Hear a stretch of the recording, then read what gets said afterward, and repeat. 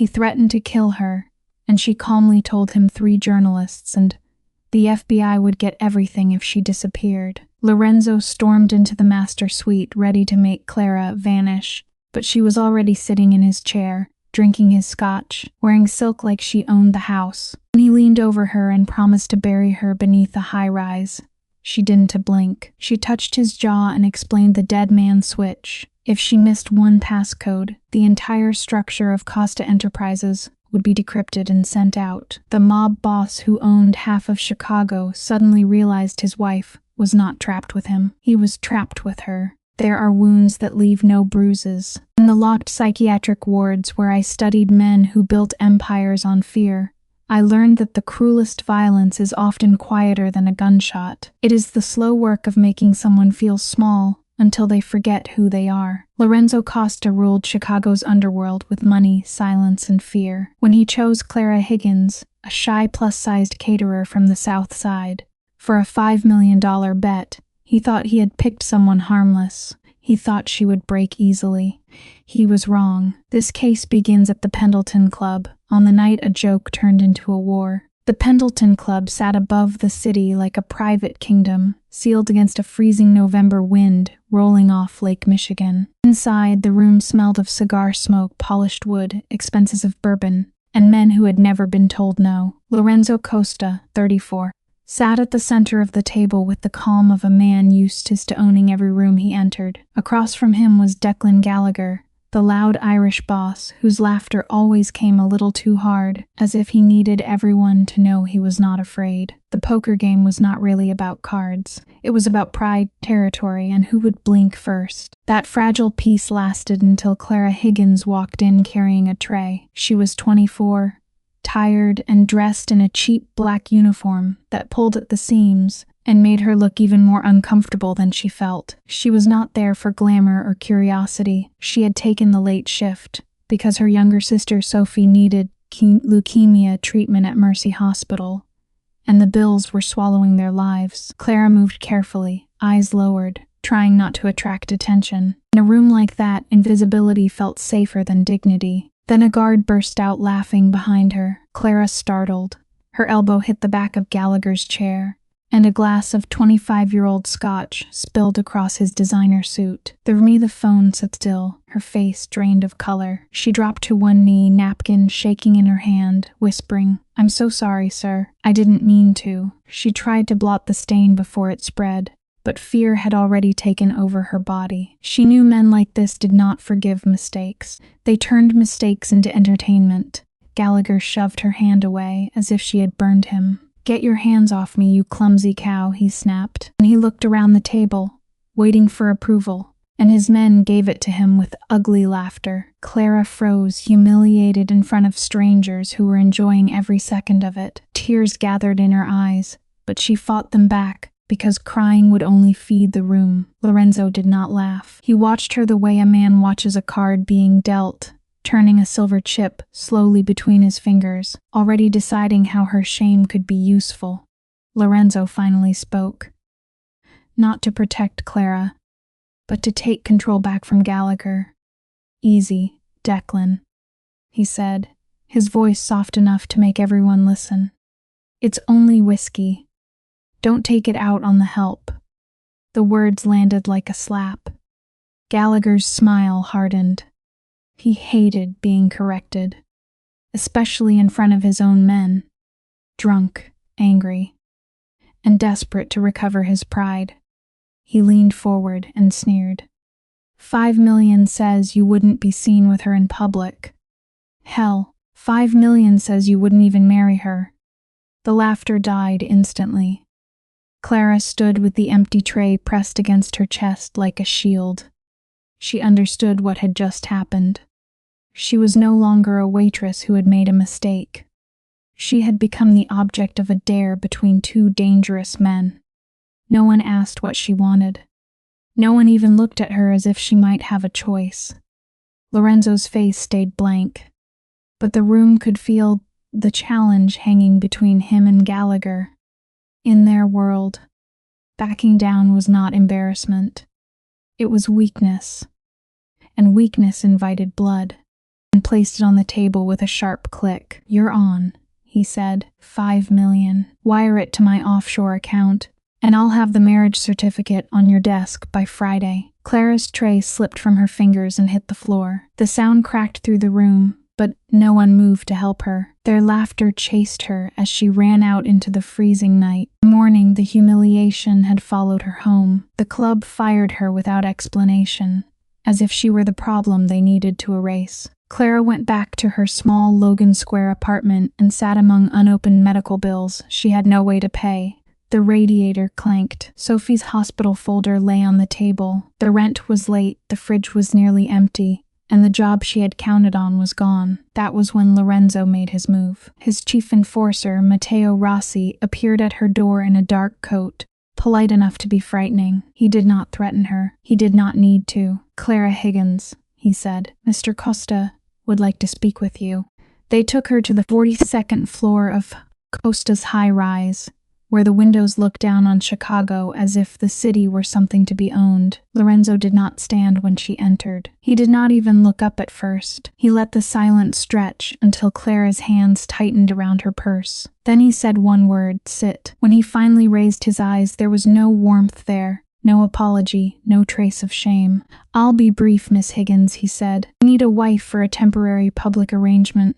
He spoke as if he were explaining a business lease. 365 days, a legal marriage, public appearances when required. She would live in his house, follow his rules, and sign a strict non-disclosure agreement. Clara stared at him, still hearing Gallagher's laughter from the night before. "You want to marry me because of that bet?" she asked. Lorenzo did not flinch. He slid the contract across the desk and said, "The reason doesn't matter. The terms do." When she whispered, "Why me? You could have anyone," his answer was simple and cruel. "Because you're convenient." Then he opened Sophie's file. Clara's breath caught as he laid out the denied insurance claims.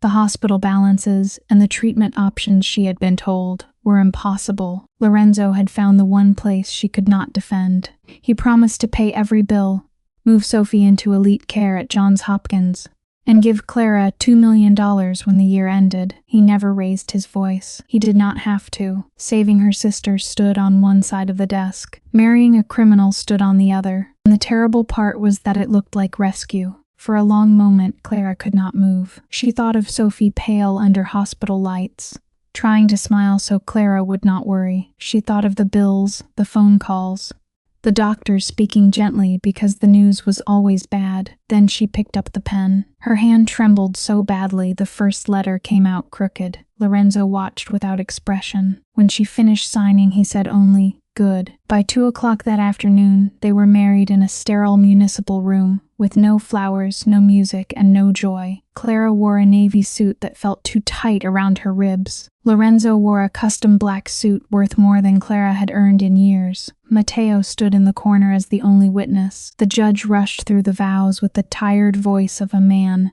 who knew better than to ask questions. When it was over, there was no kiss. Lorenzo checked his watch, nodded once, and walked out. Papers later called it a sudden love story between a powerful businessman and an ordinary woman. Clara knew better. The moment she crossed the threshold of his Lake Forest estate, she understood that the fairy tale had bars.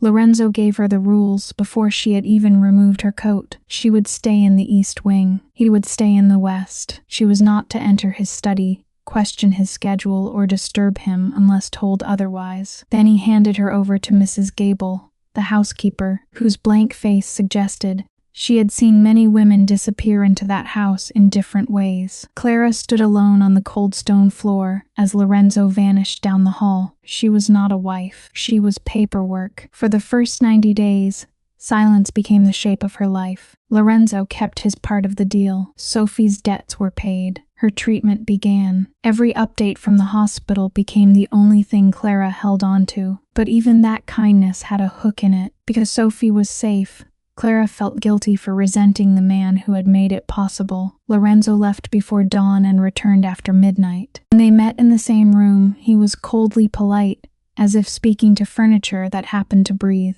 The staff learned from him quickly. If their employer treated Clara as nothing, then nothing was what they gave her. The cruelty came in small doses, just enough to bruise without leaving evidence. Cold meals, whispers in Italian, dresses returned from the laundry with loose seams or faint stains. A door closed in her face a second too soon. Clara said nothing, afraid any complaint might somehow threaten Sophie's care. She ate when she was lonely and ate again when the shame became too loud. 3 months passed, and 15 pounds settled onto a body she already felt trapped inside. Then came the winter solstice gala at the Drake Hotel, where Lorenzo needed her beside him for the cameras. They dressed Clara in a heavy dark green velvet gown that covered her from throat to wrist. It did not flatter her, it hid her. Under the ballroom lights, Lorenzo played the devoted husband with one hand at her back, smiling just long enough for photographs. The moment the flashes stopped, his hand disappeared. Left alone among socialites who looked her up and down with soft, sharpened smiles,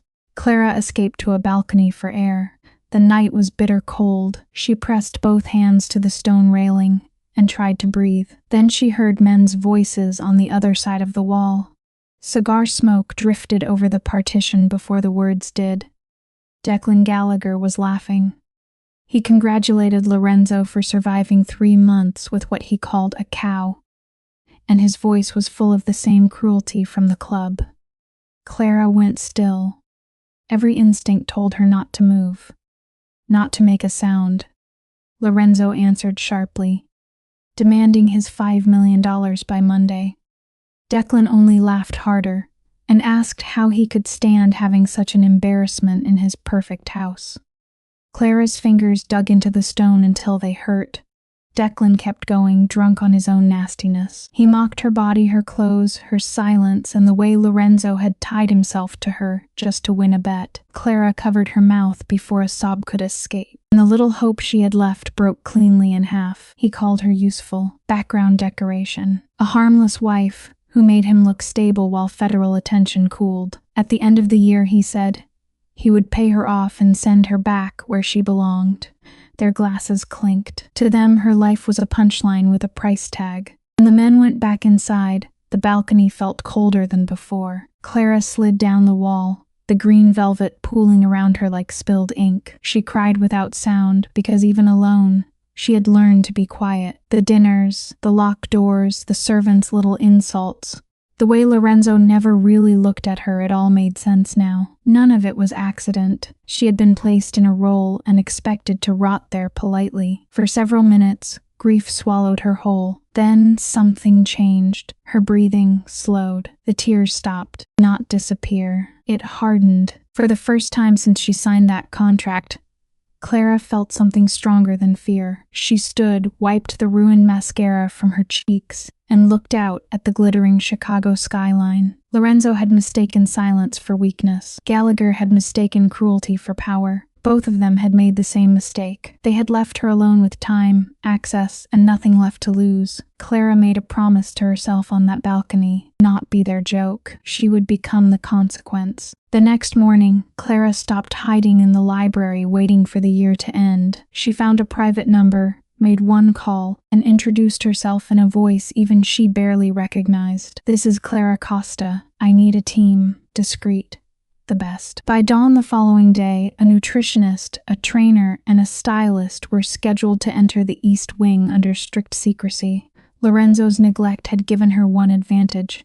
No one watched what they believed had no value. Still, as Clara hung up the phone, she noticed a tiny black camera lens above the hallway arch. Someone might be watching after all. Before sunrise, the estate began to change without Lorenzo knowing it. Cars slipped through the side gate at 4:30. Contracts were signed. Non-disclosure agreements were locked away. Kaylin Pierce, a former British Special Forces trainer who had once prepared executives for kidnapping threats, took charge of Clara's body. He did not pity her, and she did not ask him to. Dr. Eris Sterling removed the foods Clara had used to numb herself and replaced them with clean meals, strict timing, and discipline she hated at first. The East Wing became a quiet battlefield. Clara was both the soldier and the war. The first month nearly broke her. She vomited in the garden after cardio sessions, dragged herself up the stairs with shaking legs, and cried on the bathroom floor where no one could hear. There were mornings when she wanted the old misery back, simply because it required less effort. Then she would remember Declan's laughter. She would hear Lorenzo calling her useful. That was enough to make her stand again. One morning, Mrs. Gable paused outside the gym door a little too long. Clara saw her shadow under the frame and kept training. If the house wanted to spy, let it see a woman becoming dangerous. By the 4th month, the change was hard to hide. Clara's face sharpened. Her shoulders stopped curling inward. She no longer moved like someone apologizing for the space she took up. To keep the secret, she wore oversized sweaters and loose trousers whenever she crossed the main hall. Lorenzo still noticed nothing. He was buried in turf disputes, bribed officials, and rival bosses testing his borders. Once, he passed her near the staircase and glanced through her as if she were glass. Clara lowered her eyes until he was gone. Then she smiled. His blindness had become her safest room. The final piece arrived in the form of Genevieve DuPont, a woman with silver hair, calm eyes, and a talent for teaching people how to survive powerful rooms. Kaylin rebuilt Clara's body. Genevieve rebuilt the way she entered a space. She taught Clara how to hold silence until others filled it with fear. How to look at a man without asking permission. How to speak softly and still make people lean in. Beauty opens a door, Genevieve told her. Information decides who stays inside. Clara listened. She had spent years memorizing menus and guest lists. Now she would memorize enemies. Lorenzo's arrogance made the next part possible. He kept his study unlocked because he believed the house belonged to him completely. He left files on his desk because he believed Clara would not understand them. At night, after the staff quieted and the corridors settled, Clara moved through the West Wing barefoot with a pen light hidden in her sleeve. She read shipping schedules, casino ledgers, and names tied to hidden accounts. Once she heard footsteps outside the study and slid under the desk just as Matteo opened the door. His shoes stopped inches from her hand. Then he left. Clara lay under that desk for a full minute before she dared to breathe. Her heart hammered so hard she thought it might give her away, even after Matteo was gone. That near discovery taught her caution. She stopped trying to understand every detail of Lorenzo's empire and focused on the simplest truth, where the money moved, who protected it, and what would hurt Declan most. By the 7th month, she had enough. The South Loop casinos, the docks, the stolen profits, the $5 million wager. One night, sitting in Lorenzo's chair, she found the pattern. The pawn finally saw the board. 11 months into the contract, Clara had 30 days left before Lorenzo planned to discard her with $2 million and a signed silence. Their next public appearance was a gala at the Field Museum, where criminals, politicians, and donors would pretend to be respectable for one glittering evening. Lorenzo had not spoken to her in 6 weeks. That morning, Mrs. Gable threw a garment bag onto Clara's bed and said the dress had been chosen for her. The woman's smile carried the old insult. Clara waited until she was alone, unzipped the bag, and saw exactly what Lorenzo still thought she was. Inside was a shapeless gray taffeta gown, with a high neck and dull sleeves, designed to turn her into a shadow. Clara stared at it for a long moment. Then she carried it to the fireplace and burned it. By 8:15 that evening, Matteo stood in the foyer, checking his watch for the 3rd time. Lorenzo hated lateness, and everyone in the house knew it. "Mrs. Costa," he called, expecting the timid woman from the East Wing. The answer came from above him, cool and steady. "I'm here, Matteo." He looked up and forgot how to breathe. Clara descended the staircase, as if the house belonged to her. 70 pounds were gone, but the change was more than weight. She moved with control, her spine straight, her gaze level. Her presence sharpened into something no one in that foyer was ready for. She wore a custom crimson Alexander McQueen gown that caught the light like a warning, the cut revealing strength she had earned in pain. Her hair fell in polished midnight waves. Her lips were deep red. Matteo, who had faced gunfire without flinching, stepped back as if he were seeing a ghost. Clara pulled on long black silk gloves and looked down at him. "Close your mouth," she said. Matteo actually did. Outside, the wind from Lake Michigan slapped against the waiting Bentley. Lorenzo sat inside, irritated, one hand on his phone, already preparing the reprimand she would receive for being late. When the door opened, cold air and expensive perfume entered first. Clara slid into the seat beside him. Without looking up, Lorenzo snapped. You were told to wear gray. Then he turned his head, and the rest of the sentence died in his throat.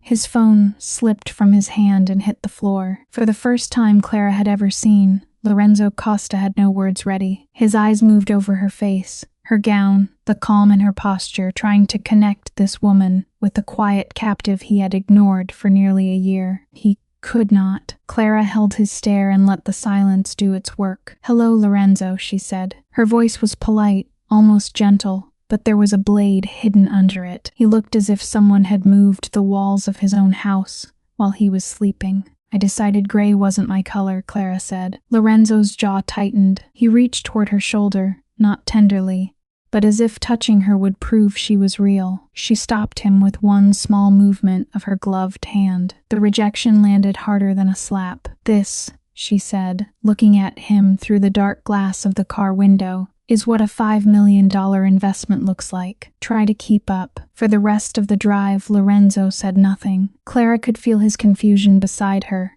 turning slowly into something more dangerous than anger. At the Field Museum, cameras erupted the moment the Bentley stopped. Lorenzo recovered enough to step out first and offer her his hand for the photographers. Clara ignored it. She stepped onto the red carpet alone, the crimson gown moving around her like fire. The crowd noise faltered. Men who had ordered murders without blinking turned their heads. Women who had once whispered behind fans went quiet. Lorenzo moved beside her, but for the first time, he was not the center of the frame. Clara climbed the stone steps, and every eye in Chicago's underworld followed.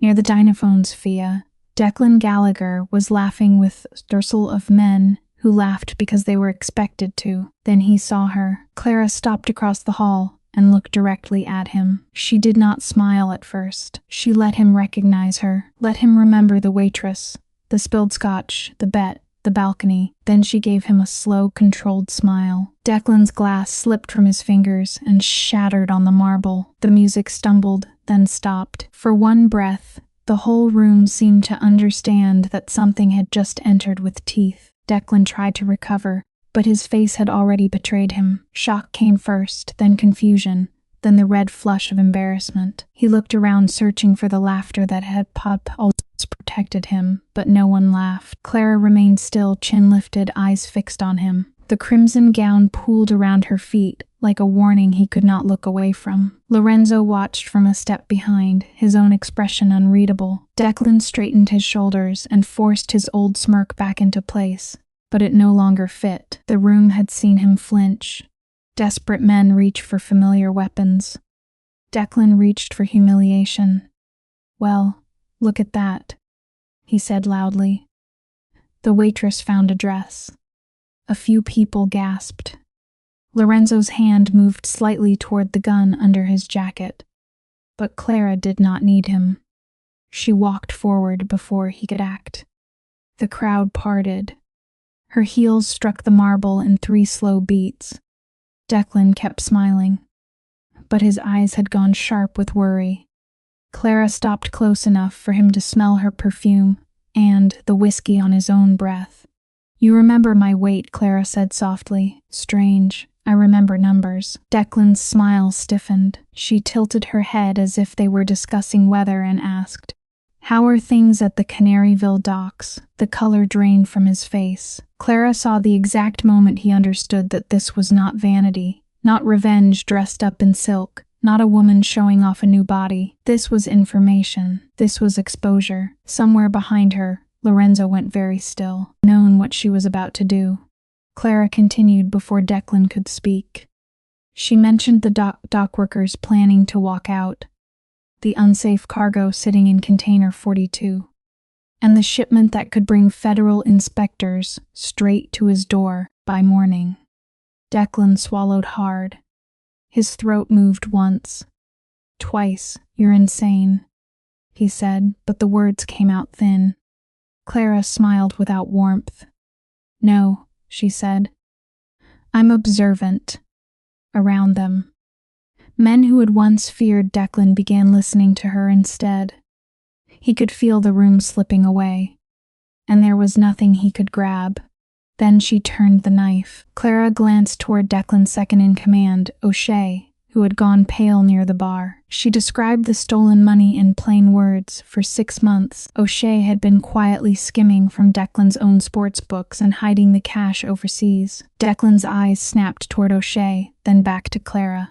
His world was splitting open in public. "You're bleeding," she told him. "You just didn't feel the blade." For 3 slow seconds, she held his stare and watched his pride collapse. Then she turned away as if he had become boring. Lorenzo was staring at her, like a man, seeing a weapon he had kept in his own house, without knowing it was loaded.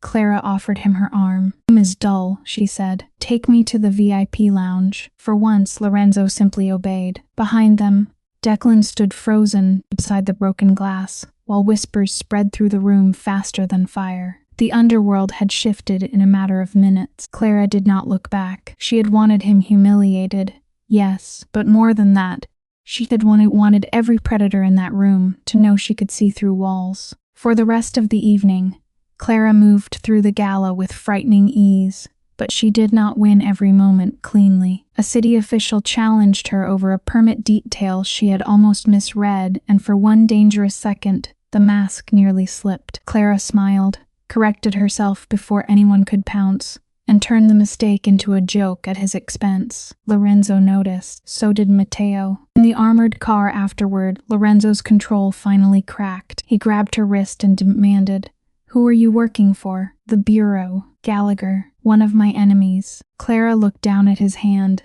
then back at him. She did not tremble. "Take your hand off me." The command was quiet, and that made it worse. Lorenzo released her as if he had been burned. Clara smoothed her glove and said, "I'm not a federal agent. I'm not a plant. I'm the woman you bought and ignored." He stared at her, breathing hard. "You left me in your house for 11 months. You left me with your staff, your files, your routines, your locked doors that weren't really locked. You thought I was background noise." She turned to the window. "That was your mistake." Lorenzo reached for the last defense he had. "You had no access." Clara answered by reciting the credentials to his encrypted hard drive, including his mother's maiden name and the year she entered the country. His face changed. Not much, but enough. Clara had seen fear before, but never on him. "You should have changed the security questions," she said. "And you should have locked Yardsty." The city lights slid across the glass between them. For the first time, Lorenzo understood that the house he believed was a fortress had been full of open doors. She listed the rest without raising her voice. The payments to Alderman Davis, the weak points in his casinos, the dock schedules, and the $5 million from Gallagher's bet. She did not drown him in details. She only gave him enough to understand the damage. Each fact landed harder than the last. Lorenzo's hand curled into a fist against his knee. Clara leaned closer. Close enough that he could not pretend she was still harmless. "You didn't protect yourself from me," she said, "because you never believed I counted." Clara let the silence stretch before she spoke again. "You thought I would take $2 million, disappear, and let you keep the story." Lorenzo tried to answer, but she cut him off. "No, there are 30 days left on your contract. From now on, I am seen. I am respected. I sit at the table." His eyes narrowed, rage and fascination fighting behind them. "And if I refuse?" he asked. Clara smiled faintly. "Then every secret you left, lying around your beautiful house, becomes public before breakfast." By dawn, the Costa estate felt different. Lorenzo had spent the night tearing through his study, changing combinations, checking ledgers, calling bankers, and searching for missing files. Nothing was gone. That was the point. Clara had stolen nothing she could hold in her hands. She had taken something worse, certainty. Every locked drawer now felt too late. Every old password felt like a confession. When he finally came downstairs at 9, sleepless and pale beneath his composure, the household was in quiet chaos. Mrs. Gable waited near the hall, with both hands clasped tightly in front of her.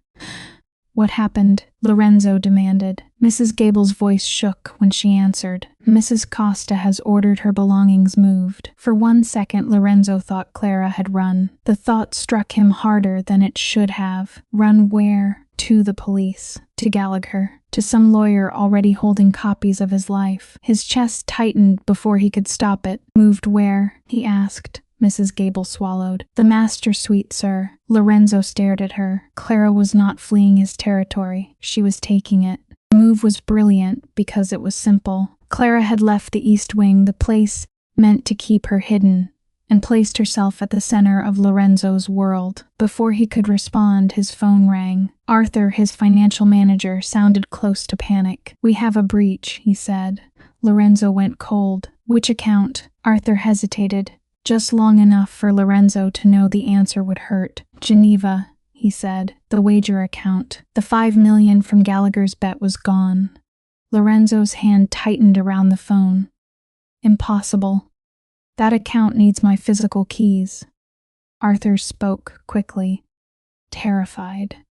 An emergency authorization had gone through at 6 that morning, using Lorenzo's own digital signature. An old back door he had forgotten to close had done the rest. Lorenzo's vision narrowed. "Where is the money?" he asked. Arthur did not answer right away. When he finally did, the words were worse than theft.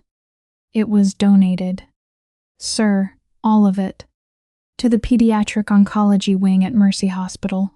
The news was already everywhere. Lorenzo Costa, the press said, had made a stunning anonymous donation to help sick children, especially those undergoing cancer treatment at Mercy Hospital. Clara had turned dirty money into a public blessing and wrapped it around Sophie's hospital like armor. If Lorenzo tried to take it back, he would look like a monster. If he denied it, people would ask where the money came from. Either way, he was trapped inside the respectable image he had built for himself. He ended the call without a word and turned toward the stairs. There was only one person he wanted to see. He climbed to the master suite, with rage in his throat and something stranger beneath it. Admiration, maybe. Hunger, a pull he hated because he could not control it. He expected to find Clara nervous, defensive, perhaps frightened by what she had done. Instead, she sat in his leather chair wearing a silk robe, sipping his vintage scotch as if she had always belonged there. His room had changed around her, or perhaps he was only seeing it clearly for the first time. Clara looked up from the glass and said, "You really should update your security." Lorenzo slammed the door hard enough to rattle the frame. "My $5 million, he said. Clara did not flinch. "You mean Gallagher's blood money." He took a step toward her, fury sharpening his face. She watched him the way he had once watched her at the club. Calmly, curiously, without fear. That reversal cut deeper than the lost money. "You stole from me," he said. Clara set the glass down. "No. I freed the money from 2 men who thought a woman's humiliation was entertainment." Her voice stayed steady. "Consider it the first honest thing either of you ever funded." Lorenzo threatened her then, because that was the language he trusted most. Clara stood and crossed the room before the threat could grow teeth. She touched his jaw lightly, almost gently, and the shock of it stopped him. "No, you won't," she whispered. He hated that she was right. She had studied more than his files. She had studied his pride, his public image, his need to own the room without appearing desperate. Violence would not solve what she had built. It would trigger it, for the first time. Clara was not surviving his power. She was steering it. At 6:05 that morning, she had activated an encrypted dead man switch. If she was hurt, if she disappeared, or if anyone tried to move Sophie, the full structure of Lorenzo's criminal network would go to federal authorities, selected journalists, and 2 rival prosecutors who already hated him. She explained it without drama, which made it worse. Lorenzo's body went still. The woman he had treated as a temporary inconvenience had become the one person he could not touch. The cage had not vanished. It had turned around, and now he was inside it with her. "I was bought as a pawn," Clara said, "but pawns cross the board." And she wanted Lorenzo's cooperation. Not permission, cooperation. Lorenzo stared at her, trying to find the frightened girl from the Pendleton Club. But she was gone. In her place stood someone sharper, colder, and far more patient than he had ever been. Silence filled the room. Then slowly Lorenzo laughed under his breath. It was not amusement, it was recognition. He had respected power his whole life, and Clara was radiating it. Lorenzo stepped back, still watching her. Gallagher won't take humiliation quietly, he said. He'll start a war. Clara's answer was ready. He already has. Maryville dock strike had begun. Declan's shipments were trapped. His cash flow was choking. Not answer. Clara had not fired a shot, but she had moved the ground under his feet. Declan knew how to use fists, guns, and fear. Clara used timing, records, and the loose threads arrogant men left behind. She laid out Declan's weaknesses one by one. The trapped cargo, the cash shortage, the stolen profits, and O'Shea's betrayal. Lorenzo listened, no longer pretending she was beneath him. The silk robe, the calm voice, the precise damage report, it all made her seem more dangerous, not less. He's wounded, Clara said. You can either roar at him and waste men, or you can cut where I tell you. Lorenzo's eyes darkened. She had handed him a war plan wrapped in revenge. What do you want? He asked. Clara met his gaze half. Lorenzo almost smiled. You could ruin me instead. Clara did not deny it. I could. She walked to the window and looked down at the estate grounds, where she had spent almost a year feeling buried alive. But walking away with money is not enough anymore. 11 months of isolation had changed the shape of what justice meant to her. She wanted Declan's destruction. She wanted a share of the empire that had used her, and the right to decide who left bleeding. Lorenzo watched her reflection in the glass, and understood that she meant every word. The call came minutes later. Matteo reported that Declan's men had hit 2 Costa casinos in the South Loop. Glass, fire, gunmen, panic. Lorenzo's eyes lit with the old predator's excitement. But Clara barely reacted. She had expected this. Safe house. Lorenzo said. Now, she looked at him. Calm as stone. Bunker, she corrected. The meat-packing plant. Fewer entrances. Better network access. And your men won't know where Sophie is. For once, Lorenzo did not argue. In the space between them, a dangerous partnership took its first breath.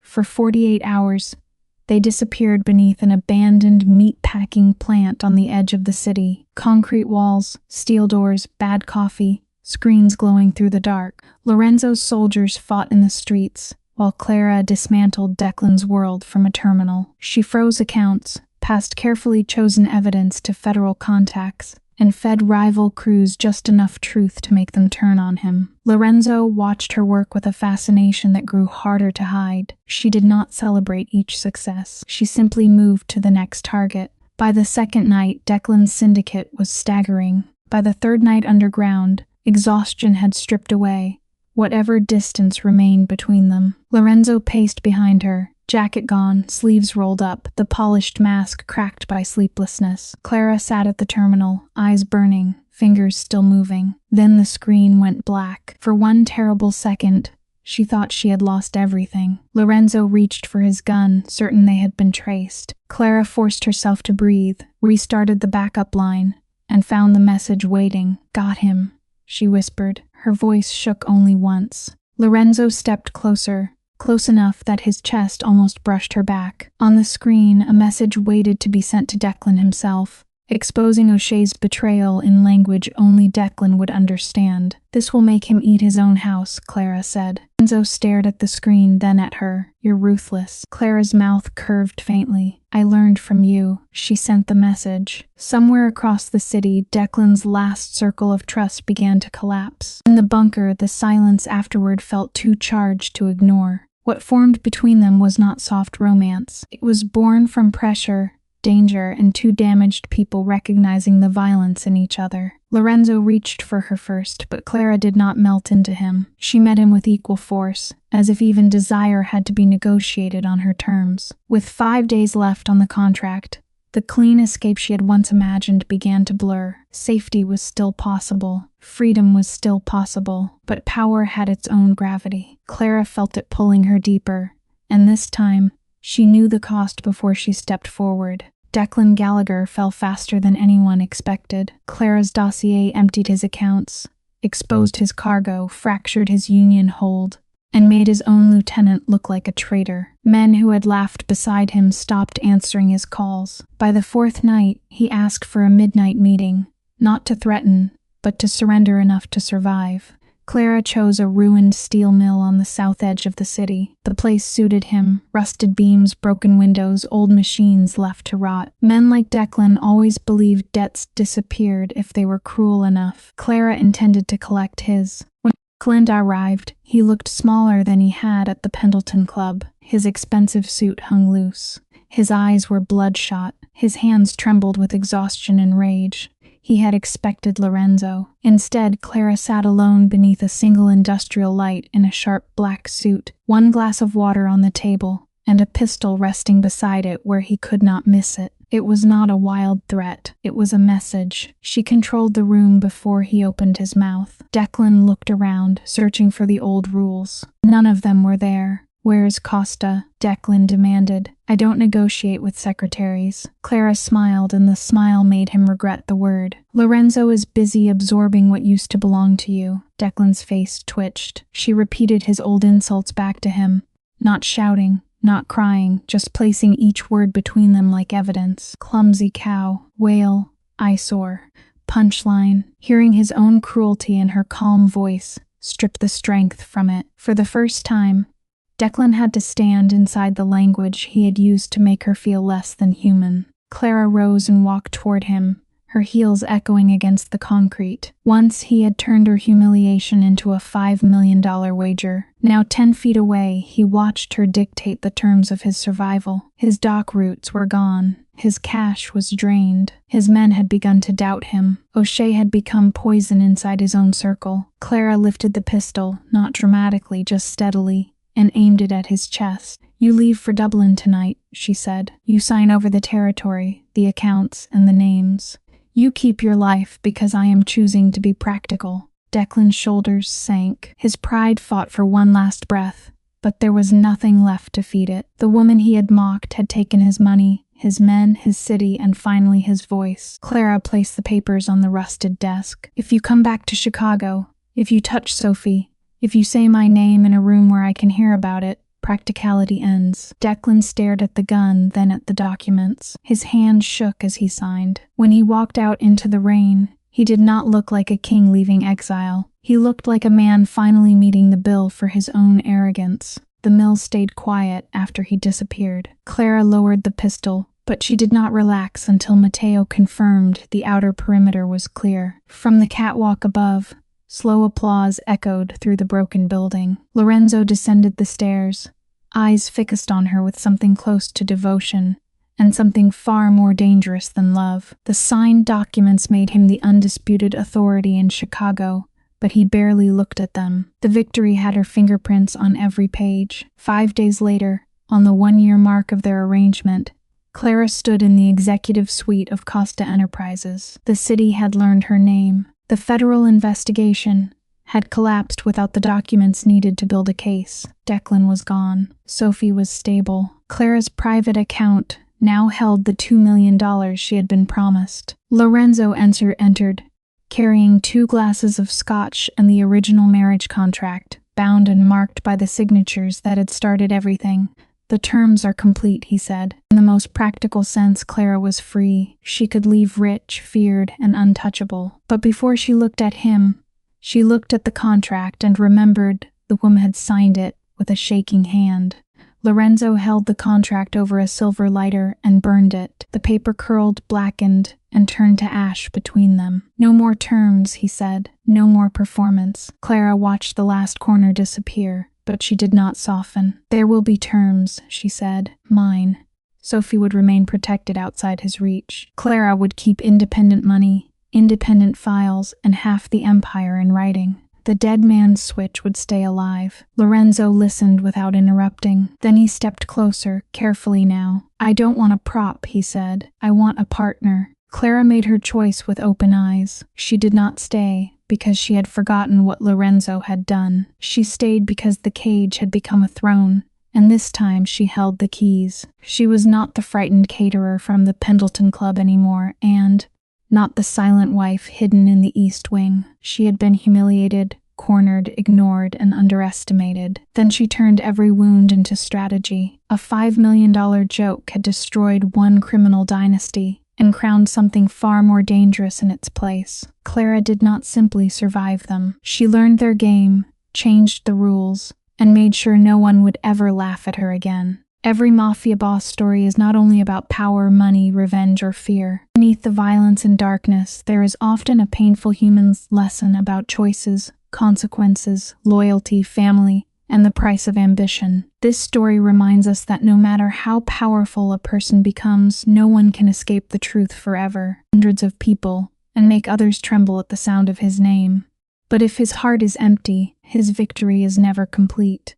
The mafia boss in this story represents a man who built his life on control. He believed that fear was stronger than love, that silence was safer than honesty, and that power could protect him from pain. For years, he may have won every battle in the streets, in business, and among his enemies. But the most important battle was never outside him. It was inside his own heart. That is where he truly lost himself.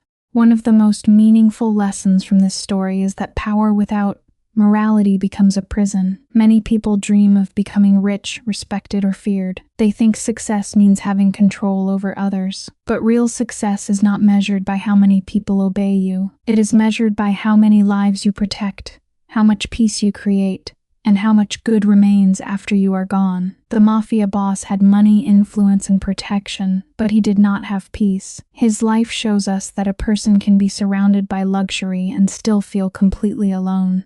Another important lesson is that loyalty is valuable, but blind loyalty can destroy lives. In the world of crime, loyalty is often treated like the highest law. People are expected to follow orders without question. Never mean giving up your conscience. A loyal person does not simply protect someone else's secrets.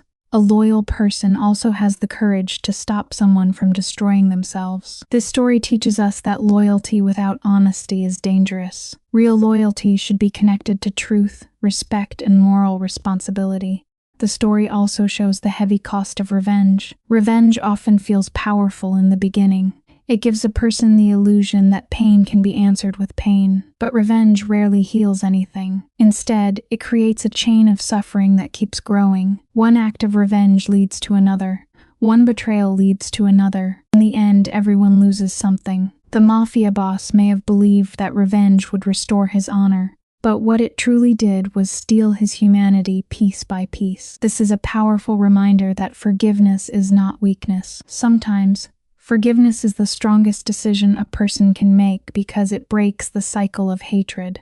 Family is another central lesson in this kind of story. Many mafia bosses claim they do everything for family. They say they commit crimes to protect the people they love. But protection without honesty can become another form of harm. A family does not only need money or security. A family needs trust, emotional safety, and love that is not poisoned by fear. If a father, husband, brother, or son becomes powerful but loses the ability to show tenderness, then his family may live in a beautiful house, but still feel trapped inside it.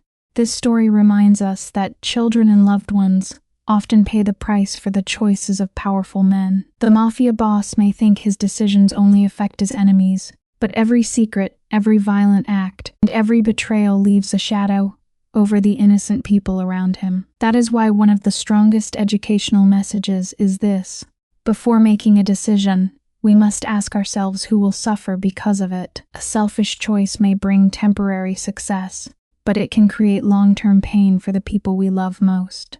Another meaningful point is the danger of pride. Pride can make a person refuse to apologize, refuse to change, and refuse to admit they are wrong. The mafia boss may have spent years believing that saying sorry would make him look weak, but in reality, the ability to apologize is a sign of strength. It takes courage to face the damage we have caused. It takes maturity to admit that we hurt someone, and it takes true character to change before it is too late.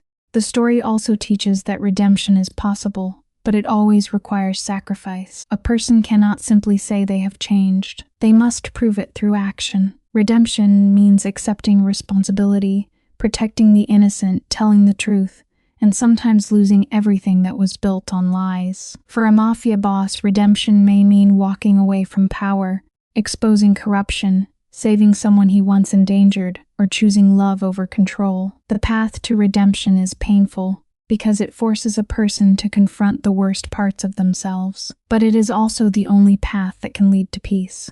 From a human perspective, this story is powerful because it shows that even the hardest heart can still feel pain. Behind the cold eyes of a mafia boss, there may be regret, loneliness, childhood wounds, or a deep fear of being betrayed. This does not excuse his actions, but it helps us understand that broken people often break others when they never learn how to heal. The educational value here is important. Pain should not become an excuse to hurt people. Instead, pain should become a reason to grow, to seek wisdom, and to choose a better path. For viewers, the lesson is not to admire the criminal lifestyle, but to understand its emptiness. The suits, cars, mansions, and power may look attractive from the outside, but behind them there is often fear, guilt, and loss. A life built on violence can never bring true happiness. A life built on lies can never bring true freedom. And a life built on fear can never create real love. In the end, the story of a mafia boss is really a warning. It warns us that every choice has a consequence. It warns us that money cannot buy peace. It warns us that fear cannot replace respect. It warns us that revenge cannot heal a wounded heart. Most importantly, it reminds us that the greatest power a person can have is not the power to control others, but the power to control themselves. The deepest lesson is simple but meaningful. Choose character over pride, love over control, truth over silence, and forgiveness over revenge. No matter how dark a person's past may be, change is possible when they are willing to face the truth. But the longer someone waits, the higher the price becomes. A mafia boss may win the streets, defeat his enemies, and build an empire, but if he loses his soul, he has lost everything. True strength is not found in violence. True strength is found in responsibility, compassion, humility, and the courage to become better before it is too late.